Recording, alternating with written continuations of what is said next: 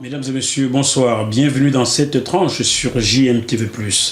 Aujourd'hui, nous n'allons pas parler de musique ou de politique, comme d'habitude, mais plutôt de littérature. Celle qui nous apporte un livre que je vous recommande et que je vous montrerai dans quelques minutes nous vient de Côte d'Ivoire. Il s'agit de Colette Bro-Cablan, écrivaine qui va vous raconter son parcours, n'est-ce pas? Sémé d'embûches, sémé de joie, de peine, de larmes, de joie, et qui aujourd'hui lui apporte beaucoup plus de sourires que de larmes. Vous allez donc découvrir une femme pétrie de talent, de joie et surtout de beaucoup de réussite. Bonsoir Colette. Bonjour Jackie. Comment ça va? Ça va très bien, merci de m'avoir invité. Ben, je vous en prie, c'était un grand plaisir, un grand honneur pour JMTV+, de vous avoir sur son plateau. Alors, que devenez-vous? Qu'est-ce que vous faites dans le 9-3? Vous avez toujours habité, d'après nos informations. D'accord, donc j'occupe la fonction de cadre de santé à l'hôpital de Saint-Denis et je suis également auteur de Mémoire intacte. Mémoire intacte, on va en parler, ne vous inquiétez pas, je voulais savoir ce que vous faites. Donc, j'ai lu que vous êtes cadre dans le milieu hospitalier. À l'hôpital de La Fontaine, à Saint-Denis. Alors, il se dit aussi que vous êtes arrivé en France à l'âge de 3 ans, c'est bien ça? Oui, c'est ça. 3 ans. Avec votre papa? Mon père, ma soeur, ma grande sœur, et ma soeur aînée, et mon frère. Et moi, je suis la dernière. Ah, vous êtes la petite dernière? La petite Celle dernière. qui a été assez chouchoutée, quoi. Hein? Que j'aurais dû être chouchoutée. Est-ce que vous ne l'avez pas été? Alors, vous avez en France, dans quelle tranche d'années là? Les années 70, les années 80? Les années 70. Les années 70. Vous arrivez avec votre papa et vos frères, votre frère et votre sœur. Pourquoi seulement vous 4? Ah ben parce que papa a divorcé d'avec maman en Côte d'Ivoire. Et après, c'était le rêve, c'était comme le rêve américain de venir en France. Ah, papa avait son rêve français, quoi. Il avait son rêve français. Donc, il a préparé son voyage pendant un moment. Et puis, il nous a embarqués tous les 3. Et il est venu en France dans les années 70. Pauvre maman. Elle a dû verser toutes les larmes de son corps. Hein? Oui. Parce que voir tous ces 3 enfants partis comme ça, rester toute seule, elle est encore en vie, j'espère. Oui, elle est encore en vie. Alors, bonjour maman. J'espère que tu vas bien. Elle vit où? Dans quelle ville de Côte d'Ivoire? Elle vit à Bassam. Au Grand Bassam, là? À Grand Bassam, oui. Bonjour maman à Grand Bassam. J'espère te rencontrer un de ces jours. Et papa? Et papa, il vit à Saint-Denis, toujours. Ah, toujours à Saint-Denis? Il est resté au même endroit. C'est un Dionysien, comme on dit. Hein? Parce que les habitants de Saint-Denis sont appelés les Dionysiens ou les Dionysiennes. Donc vous-même, vous êtes dionysienne? Moi-même, je suis dionysienne. Depuis toujours? Depuis toujours, puisque j'habite toujours à Saint-Denis, pas au même endroit, mais j'habite toujours à Saint-Denis. Dans la même ville? Dans la même ville. Signe de fidélité. Hein? Voilà. On va vous égratigner un peu en amour, vous devez être quelqu'un de plutôt fidèle alors? Oui. On va peut-être en parler, mais bon, ne regardez pas, c'est l'épouse d'un ami, chanteur ivoirien, que vous verrez bientôt dans le bœuf bourguignon de Jackie Moifo. Je ne vous donne pas encore son nom, puisqu'il est ivoirien, vous le verrez en tenue traditionnelle, vous devinerez, car vous, téléspectateurs de JMTV+, êtes très très intelligents, cela se sait. Alors, Colette, ce livre, Mémoire intacte, est donc votre parcours brossé comme ça en 132 pages. Hein? Oui, tout à fait. En fait, c'est mon histoire. Et j'y raconte ma progression professionnelle, ma résilience, parce que j'ai perdu ma première fille à l'âge de 18 mois, et j'ai réussi à en faire le deuil, et mes amours. Ah, on a envie de lui chanter un peu de jazz Navo, quoi. Mes amis, mes amours, mes emmerdes. Mais bon. C'est tout à fait ça. Et aujourd'hui, côté amour, les amours, ça va mieux? Et aujourd'hui, ça va mieux. Est-ce que Tex peut en attester? Comment? Est-ce que Tex peut en attester? Bon, salut Tex. Tu peux l'inviter aux amours, hein? Alors, Qu'est-ce qui a marqué votre arrivée en France? Vous arrivez à l'âge de 3 ans. Est-ce que vous avez retenu Est-ce qu'un enfant de 3 ans a quelque chose qui peut lui rester en mémoire? En fait, j'ai une petite anecdote. Quand Oui. on est arrivé, j'ai dit à papa, mais papa, pourquoi il y a plein de blancs comme ça? Et que vous avez-il répondu? Après, il m'a expliqué que on est Vous étiez dans un pays des Blancs. dans un pays de blancs. C'est vous qu'on voit là tout bébé, hein? Voilà. Et Dans là, les bras c'est de ma votre maman. maman. Dans les bras de ma maman. Voilà, pour ceux qui le regardaient, voilà, le livre est là. Papa vous a expliqué que c'est parce que vous étiez dans un pays Voilà. des Blancs. Parce que j'étais dans un pays de blancs. Et j'urinais dans les rues, parce que, bon, en Côte d'Ivoire, on urine dans les rues. On urinait. On urinait. À cette époque-là, parce que la Côte d'Ivoire d'aujourd'hui, ça a beaucoup Donc, changé. je descendais ma petite culotte en tissu, et puis j'urinais dans les rues comme ça. Vous n'avez pas eu affaire à la police à cette époque-là? C'est assez cocasse. Alors, je suppose qu'à l'âge de 3 ans, à l'époque, en France, on n'allait pas encore à l'école. Non. Il fallait attendre Non, d'avoir 4 ans, je crois. Oui, Hein. il Donc, fallait l'année attendre qui 4 suit, ans. vous allez à ce qu'on appelait le jardin d'enfance à D'enfant, l'époque. Hein. voilà. Vous avez passé 2 années. Voilà, c'est 2 ça. années jusqu'à l'âge de 6 ans. Tout à fait. Et toujours à Saint-Denis. Toujours à Saint-Denis. Est-ce qu'il est facile pour une enfant Mhm. qui vit avec son frère et sa sœur dans un quartier populaire réputé difficile comme Saint-Denis de poursuivre ses études sans embûche? Bon, c'est vrai que on habitait la cité Franc-Moisin qui est réputée difficile, mais c'est une cité populaire de Saint-Denis. Mais c'est vrai qu'à cette époque-là, dans les années 70, on était quand même solidaires, il y avait de l'entraide dans les familles. C'était pas comme, il n'y avait pas autant de délinquance comme maintenant. D'accord. Donc c'était pas les mêmes rapports du vivre ensemble. Y avait-il d'autres Ivoiriens ou Africains qui vivaient dans les mêmes immeubles, dans le même Oui, immeuble que vous? tout à fait. Je suppose que papa, qui vous élevait seul, devait vous confier à la Et voisine ivoirienne quand il rentrait à Doubleau. Il nous confiait à des nourrices. Des nourrices? Oui, des nourrices. Des nourrices de quelle nationalité? Françaises? Ah, donc vous avez été élevé par des grandes blanches. Est-ce que cela a fait de vous une bounty? Non, je Du ne tout. suis pas une bounty. Vous êtes vraiment noir, quoi. Oui. Parce que élevé par une blanche, ça devait faire Et bounty. d'ailleurs, j'ai une autre anecdote. Oui.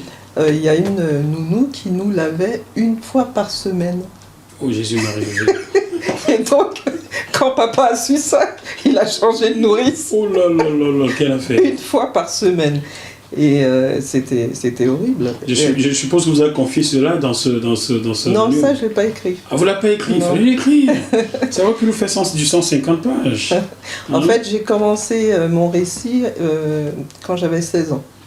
D'accord. Et j'explique que je détestais les mathématiques, et parce que ma prof de maths a tout fait pour que je déteste les mathématiques. Comment ça? Elle était sévère et elle a rien fait pour que j'aime les mathématiques. Sincèrement, elle ne faisait que nous punir, et elle était carrée, rigide, et du coup, elle m'a fait détester les mathématiques. C'est peut-être à cause des mathématiques qu'elle était carrée. Pour faire des maths, il faut être carré, non? Alors, à l'âge de 16 ans, vous faisiez quelle classe à l'époque? Seconde, peut-être? Troisième? Oui. Normalement, on était en Oui, seconde à l'âge de 16 ans seconde, à cette époque-là. Hein. Donc, Mhm. vous passez la classe troisième où il y a les algèbres, la géométrie, vous La arrivez en géométrie, seconde, oui. bam, les maths sont cassés. Ah oui, j'avais 3 de moyenne. Hein. 3 de moyenne. C'était la seule matière où vraiment les notes étaient basses, parce que je n'aimais pas les mathématiques. Ne vous, Rien que le fait de voir la prof de maths, ça me... ne vous en faites pas. Quand j'étais en seconde, il m'est arrivé d'avoir 2 en physique. 2. Mais bon, ça c'était une autre histoire. Mais je cartonnais dans toutes les autres matières. Vous avez donc pris quel cursus après la seconde? Vous avez suivi quelle série? J'ai suivi le cursus normal, donc... Le cursus normal, quelle série? Littéraire? Ah, littéraire. Littéraire. Oui. Ah, je comprends mieux pourquoi le livre est écrit. Hein. Voilà. Donc, qu'est-ce qui vous a marqué lorsque vous avez choisi la série littéraire en classe de première? Qu'est-ce qui vous a attiré le plus dans cette série-là? Ben, j'aimais bien le français, j'aimais bien les langues aussi, parce que on étudiait 3 langues, l'allemand, l'anglais et l'espagnol. J'étais dans une série A5 au lycée Paul-Éluard de Saint-Denis. Donc. Et donc j'aimais bien le français, j'aimais bien les langues. C'est vrai que c'est ça qui me motivait au lycée. Aujourd'hui, qu'est-ce qui vous a poussé à écrire Mémoire intacte? Alors, j'ai commencé à écrire ce livre il y a 7 ans. 7 ans. C'est un projet qui est le fruit d'un travail de 7 ans. On va prendre le stylo, on va calculer. 7 ans fois 365 jours. Donc il a écrit combien de pages tous les jours? Demi-page.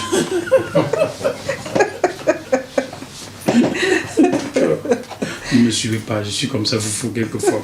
Donc vous avez commencé à écrire ce livre il y a 7 ans. Il y a 7 ans, et en fait c'est parti après la mort de ma première fille, oui. En 2004.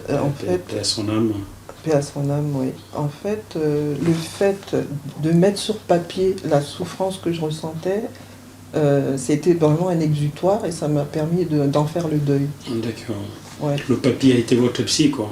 Voilà, c'était une vraie thérapie. Arrêtez d'aller vous coucher dans les divans et là de vos sous, hein. Écrivez.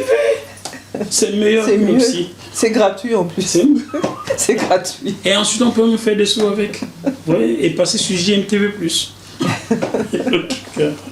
Donc, ce fut pour vous un exutoire. Un exutoire. Tout à fait. Et donc, je recommande à tout le monde d'écrire parce que c'est vraiment une thérapie. Mémoire intacte, la mienne aussi est encore intacte. Il va falloir peut-être que je vais écrire avant qu'Alzheimer ne passe par là un jour. Alors, quelque part, je lis là-dedans, oui. Zoum et Mao écoutent souvent du reggae. Et je danse sur les musiques de Bob Marley et de Steel Pulse. Je découvre avec Mao mes premières boum. Je danse aussi avec lui mon premier slow adossé au mur. Jésus, Marie, Joseph, vu tout ce qui peut se passer en ce moment-là, ne laissez pas vos filles aller danser. Sauf si Adamo passe par là et vous promet d'être sage. Hein? Mon premier baiser fut sa bouche. Sur sa bouche. Se passe comme dans les films de Marilyn Monroe. Je comprends pourquoi Vanessa Paradis a chanté c'est le mariage une étoile et d'un lion. Alors, qui était ce beau garçon? C'était votre premier amour alors, hein? C'est mon premier amour, oui. Comme c'est une personnalité, je préfère taire son nom. Ah, d'accord. C'est un homme politique. Ah, d'accord. Bon, salut Tom. Il sait que vous l'avez appelé Tom dans un livre. Salut Tom. Donc, vous découvrez vos premiers bons avec lui à quel âge? À 16 ans. 16 ans? Oui. Wow. L'autre bandit, il a piqué la petite fille qui est mineure et bah voilà. Elle n'a pas encore de flirt. Donc votre premier flirt, c'est avec lui. C'est avec lui. Et à l'époque, quelle chanson faisait fureur en France? Ça devait être Michel Delpech. Michel Delpech. Pour un flirt, avec toi. Je ferai n'importe quoi pour un flirt, paradam, paradam, avec toi.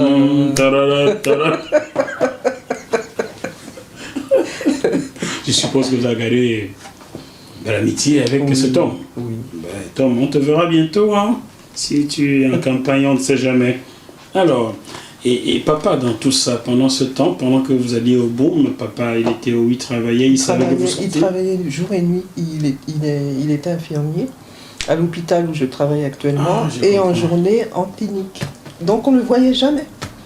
On le voyait jamais. On se laissait des petits mots sur la table. Papa, ma conseillère à l'école veut te voir. On se laissait des mots. On ne le voyait jamais. Quand vous êtes allé au boom, papa ne s'en est même pas rendu compte? Non. Il s'en est pas rendu compte. Bon, comment il s'appelle papa? Justin. Non, mais c'est pas Justin le chanteur. Non. Non. Bon, papa Justin, aujourd'hui vous allez découvrir que votre fille, votre petite chérie, elle est en boom, elle avait 16 ans, avec Tom. Et là-bas, ils ont dansé sur la chanson de Delpech, vous voyez?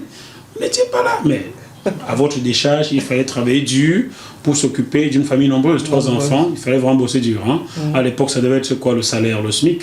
Le SMIC. 6 000 francs, non, à l'époque, peut-être 3 000 francs. Ouais, même. Début des années 80, ouais, oui. C'était dur pour papa. Hein.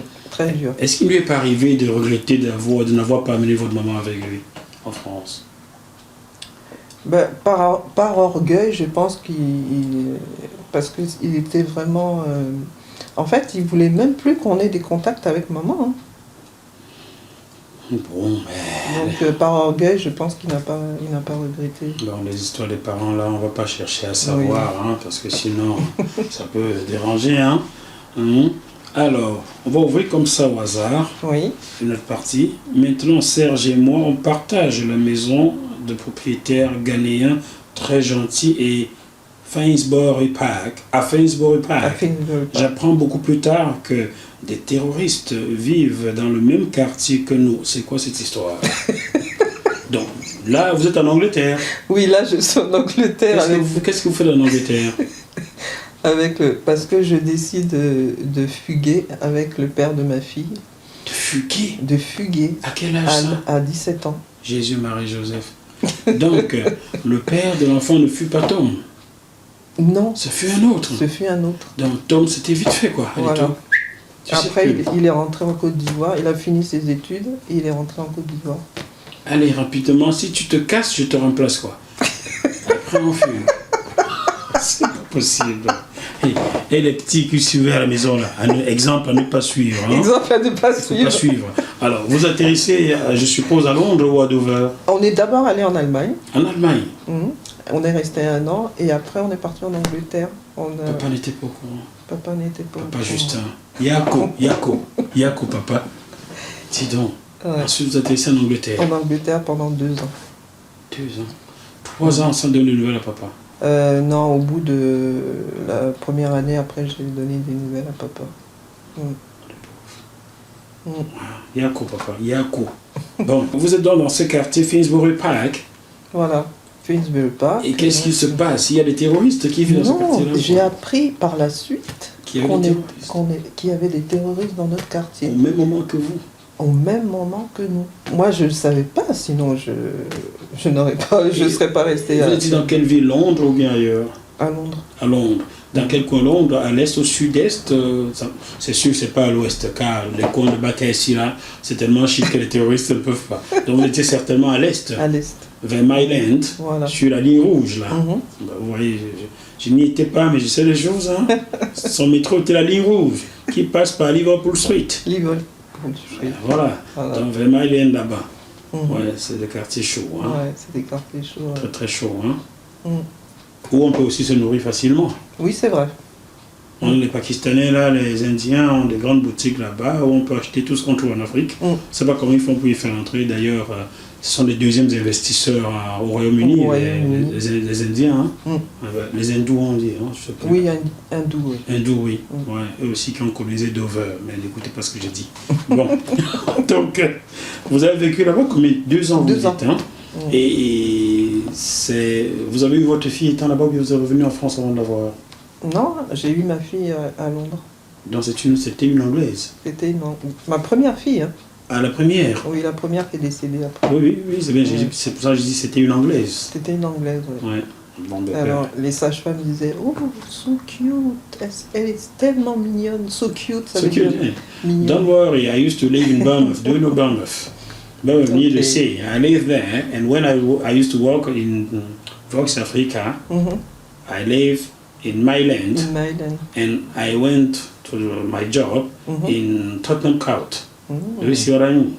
The Black Line. Black Line. So that I know London very well. Okay. Pour traduire pour ceux qui ne parlent pas anglais, je disais que j'ai vécu à Londres, qu'ils ne s'inquiètent pas. J'ai d'abord vécu à Bournemouth, ensuite j'ai vécu à Londres, je connais très bien le coin, la ligne là où elle habitait, j'ai aussi vécu là à Myland. Voilà. Donc, on vous disait, elle est si belle, elle est très belle, elle est très belle. Est-ce que c'était pour la première fois qu'elle voyait un bébé noir? Je ne crois pas. C'est que votre fille devait être très jolie. Oui. Ouais, on va vite évacuer ça. Il vaut mieux, n'est-ce pas? Oui, il vaut mieux. Et vous revenez donc en France au bout de 2 années? Au bout de 2 années. Et on habite chez la sœur du père à ma fille, Oui. au Franc-Moisin, C'est toujours à Saint-Denis, ça. à Saint-Denis. Ça, c'est de la fidélité. Vous, tous les deux, le couple, le jeune couple. Voilà. Et après, D'accord. on décide d'acheter à Cergy-Saint-Christophe Ah, un duplex. pour la première fois, on a fait des infidélités à Saint-Denis, en France, quoi. Donc, vous savez, vous étiez établis ensemble, c'était un couple bien établi, mariage à la clé ou pas? Vous l'avez épousé peut-être, oui. Donc c'était votre premier époux. Oui, c'était mon premier. On fait les choses vraiment pas dans la dentelle. Et après, bon, les événements de la vie font que ça n'a pas marché, vous êtes séparés. Par contre, à mon premier mariage, on n'était que 4, hein, les deux mariés et 2 témoins. C'est ce que j'explique dans mon livre. Les 2 témoins étaient qui? Qui était votre témoin? Mon témoin était le frère du père de ma fille, mon beau-frère. Et papa Justin dans tout ça? Il n'était pas au courant? C'est pauvre. Dites-moi, à votre décharge, vous lui avez présenté des excuses combien de fois depuis? Nombreuses fois. C'est une grosse blessure hein, pour un papa. Hein. C'est vrai. Je m'en suis rendu compte après. Il a dû vraiment souffrir. Vous avez des enfants? Oui. Combien? J'en ai qu'une. Une? Elle a quel âge maintenant? Laetitia, elle a 31 ans. 31 ans. À Laetitia? Pour la petite histoire, ma fille aussi se prénomme Laetitia. D'accord. Voilà. Que je salue si elle regarde mes émissions. Je te salue Laetitia. Despite of all. Elle habite à Londres? Non, elle vit ici, mais elle a passé du temps au Ghana pour apprendre l'anglais. Voilà, je l'ai amenée au Ghana il y a 4 ans pour signer, parce que le Ghana est un pays en pleine croissance. La croissance est supérieure à celle du Royaume-Uni. Alors j'ai choisi l'envoyer en stage dans un pays où il peut avoir des opportunités demain que de l'envoyer dans un pays qui se meurt. Brexit oblige. Voilà. Brexit. So that. Alors, après, on va dire que ce couple-là, vous mariez à 4, ben, je comprends que ça n'avait pas duré parce que si vous mariez qu'à 4 et vous n'avez pas assez de bénédictions, ça doit bien se casser la gueule. Ça se casse la gueule au bout de combien de temps? C'est expliqué là-dedans? Oui. Bon, on ne va pas tout vous dire. Vous n'avez qu'à acheter ce livre, Mémoire intacte, pour comprendre la petite fille terrible que fut Colette, parce qu'elle fut vraiment terrible. Hein? Se marier sans informer papa, sans l'inviter, mon Dieu, quelle catastrophe.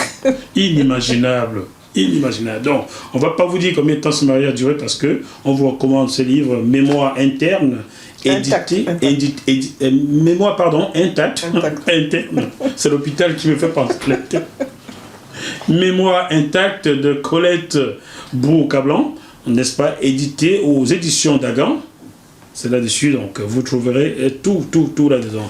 Il y a certainement des passages sur lesquels vous souhaiteriez donner quelques explications. La page 50. 50, bref. Alors on va à la page 50, ça va être facile. Je l'aime. Alors la page 50, ce chemin de ma vie que je m'efforce d'emprunter à rebours, s'apparente, pardon, je ne sais pas pourquoi, que j'ai des lunettes, c'est peut-être parce que je reçois des Ivoiriens, s'apparente à un mouvement que l'on ferait subir dans le sens inverse aux aiguilles d'une vieille horloge. Il est long, ce chemin qui mène jusqu'à mon entrée à l'hôpital de Saint-Denis comme agent d'entretien. L'année suivante, je passe le concours aide-soignante et suis admise du premier coup. Je garde de bons souvenirs de mon expérience d'aide-soignante. J'aime le relationnel avec les personnes hospitalisées lors des toilettes. Je cherche dans le dédale de ma mémoire intacte des souvenirs à transcrire. Et soudain, un me vient à l'esprit. Je fais la toilette au lit d'un monsieur dépendant et au moment de lui laver ses parties intimes, ce dernier me regarde et a une érection. Thierry Ardisson, je te salue. Je le cache pas, je suis fan de Thierry Ardisson, hein, si j'ai rencontré. Disons, une érection. Je suis extrêmement gêné et ne sais plus où me mettre. Bon, je vais m'arrêter là. Qu'est-ce qui se passe? Orlando exige le clip maintenant. Qu'est-ce qui se passe? Il vous demandait quelque chose. En fait, Je ne vous lis pas la suite, hein, je peux faire. non, donc c'était pour dire que quand je suis entrée à l'hôpital, j'étais agent d'entretien. Vous avez commencé vraiment voilà, au bas de l'échelle, et j'ai passé les concours et j'ai gravi les échelons. Donc c'est pour montrer à tous ces jeunes qui ne croient plus en rien, qui n'ont plus d'espoir, que tout est possible. Ouais. Moi, parce qu'il y a des jeunes qui se disent je suis noir, donc ils vont pas me prendre, ils vont pas m'embaucher parce que je suis noir. Mais moi, je suis noir, je suis entrée à l'hôpital il y a 18 ans et j'étais femme de ménage. J'ai commencé à faire le ménage. Après, j'ai passé les concours aide-soignant, infirmier, cadre de santé et j'ai gravi les échelons. Donc tout est possible. Wow. Tout est possible. Je suis la preuve vivante que tout est possible. Alors là... Mais il faut beaucoup travailler. Il faut beaucoup travailler, il faut en vouloir. Il faut en vouloir. Il faut en vouloir. Alors là, vous venez de me décrire un truc. Waouh.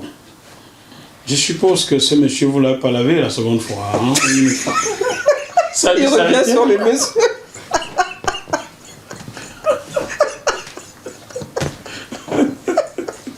Bon, écoutez. Ça figure dans mémoire intacte de Colette Boucablanc. Parce que là, sa mémoire est vraiment intacte. Hein. C'est une très bonne mémoire que je vous commande.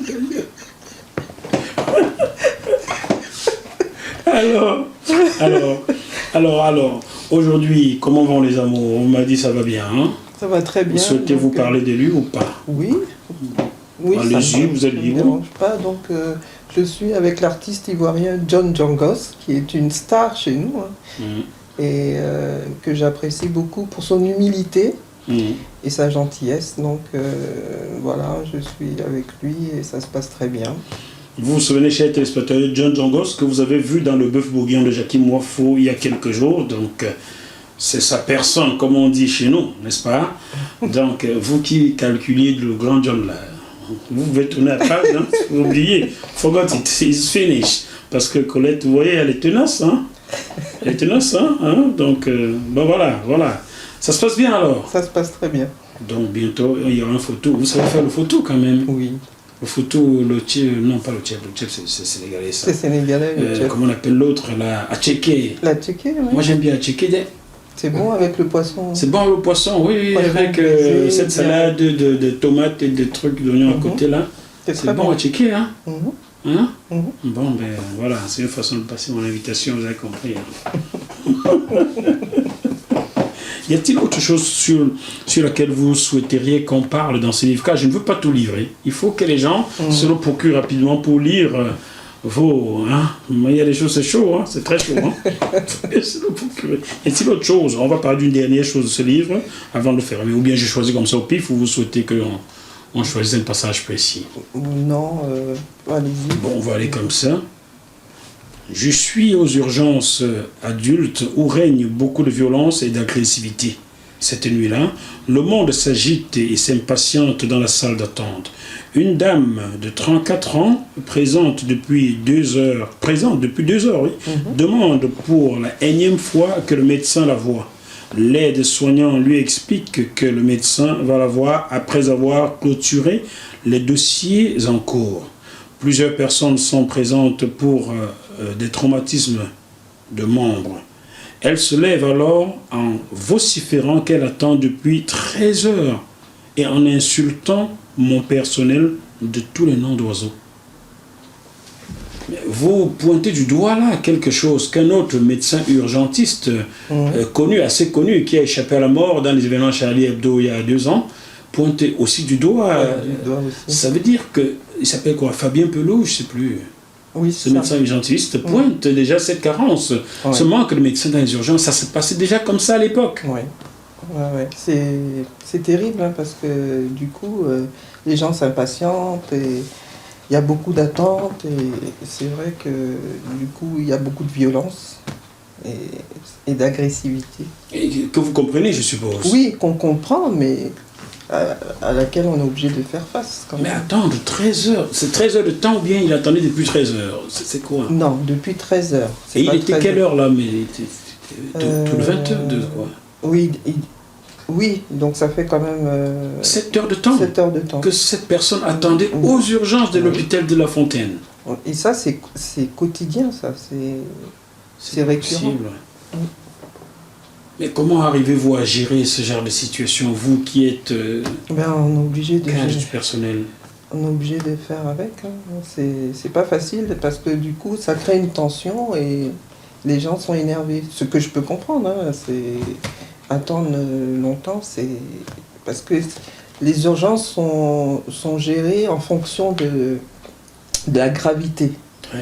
Donc, si vous arrivez aux urgences pour une petite blessure, quelqu'un qui a eu un accident de voiture, on va prendre d'abord la personne qui a eu un accident de voiture. Ce qui est sans toute logique, oui. Donc, c'est ça aussi que les gens ne comprennent pas. Oui, mais 7 heures de temps quand même. On va la faire à la Jean-Jacques Bourdin. Hein. Bonjour Jean-Jacques Bourdin, RMC, machin truc, je vous fais la pub un peu. On va faire le Bourdin les yeux dans les yeux. Avez-vous vu des gens perdre la vie aux urgences à cause de ce genre d'attente, honnêtement? Non. Jamais. Vous n'êtes pas toujours présente. Hein. Je ne suis pas toujours Vous êtes plus dans les bureaux. Non, je fais le tour des services. Hein. Je ne suis pas toujours dans mon bureau. Hein. Je fais le tour des services. Mais c'est des choses qui arrivent certainement dans d'autres hôpitaux, parce qu'à attendre 7 heures de temps, on a le temps de crever. Non, mais ça dépend pourquoi vous venez aux urgences. Non, on peut pas. Si vous avez eu, comme je vous disais, si vous avez eu un accident de voiture, on ne va pas vous faire attendre 7 heures. Ok, j'espère. J'espère, parce que là, on a le temps de mourir, de faire les funérailles et l'enterrement. Dans ces cas-là. Mémoire intacte de Colette Beau-Cablon, voilà, que je vous recommande, édité chez Dagan, voilà. 132 pages, ça coûte pas cher, juste 15 €, voilà. Si vous voulez rire, procurez-vous ce manuel. Vous n'aurez plus besoin d'aller au cinéma ou d'aller au théâtre, parce qu'il y a tout là-dedans pour mourir de rire. Alors, parlons un peu politique. Oui. Beau-Cablon, je connais, et je sais qu'il y a quelqu'un en Côte d'Ivoire qui fut Premier ministre. Cablon, d'accord. Cablon, oui. Est-ce que c'est la famille? Non, pas du tout. Pas du tout? Non. Ah bon, écoutez, ne lui cherchez pas les poux dans les cheveux, hein. C'est pas du tout la famille de Cablon, hein. Pour ceux qui ne sont pas d'accord avec cet homme politique. Mais elle était jolie maman, hein. Elle a produit l'enfant à son image. Hein. Merci. Parce que même bébé, vous avez le même visage. Hein. Oui. Ouais. Et beaucoup de personnes pensent que c'est moi à la place de maman. Oui, il a fallu que je regarde beaucoup pour me rendre compte que non, ça ne peut pas être vous, étant donné que dans les années 70 et 80, on ne s'habillait plus ainsi en France. Voilà, intuition.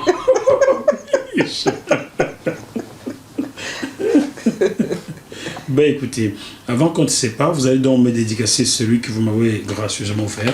Voilà, c'est l'avantage d'être journaliste. Hein. On ne peut pas tout me vendre. Il faut m'en donner quelques fois. Donc vous allez prendre votre stylo et me le dédicacer, s'il vous plaît. Avec plaisir.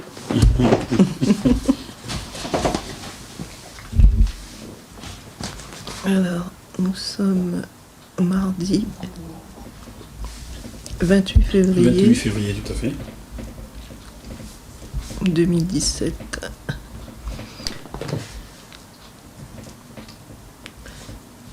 Pour Jackie Wafou.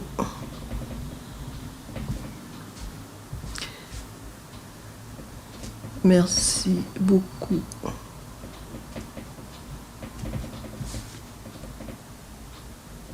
Pour cette belle rencontre.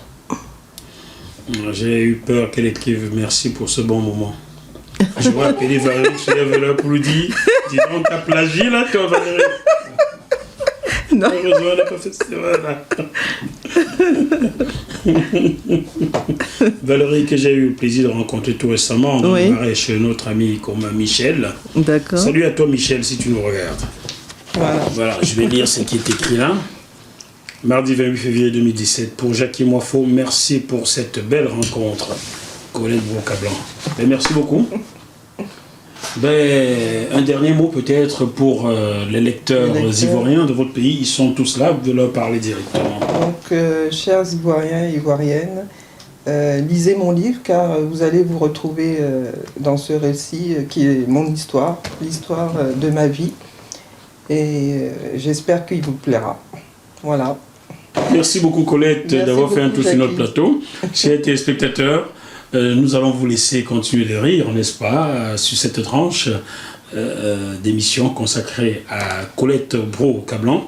Le titre du livre, c'est Mémoire intacte, et sa mémoire est vraiment intacte. Vous avez pu le vérifier durant cette émission. Donc vous pouvez le procurer à la FNAC peut-être, oui. Et dans les librairies sur la place parisienne. Et dans les Leclerc aussi. Dans les Leclerc les aussi. Espaces culturels de Leclerc. Voilà, ce livre a été distribué dans plusieurs pays, en France, en Belgique, en Afrique. Je vois ici le Cameroun, le Gabon, la Guinée, le Burkina Faso, etc. Donc on peut dire que vous pouvez trouver ce livre dans les pays d'Afrique francophone, car il n'est qu'en français pour le moment, n'est-ce pas? Oui. Voilà, on se retrouve dans quelques jours sur ce même plateau.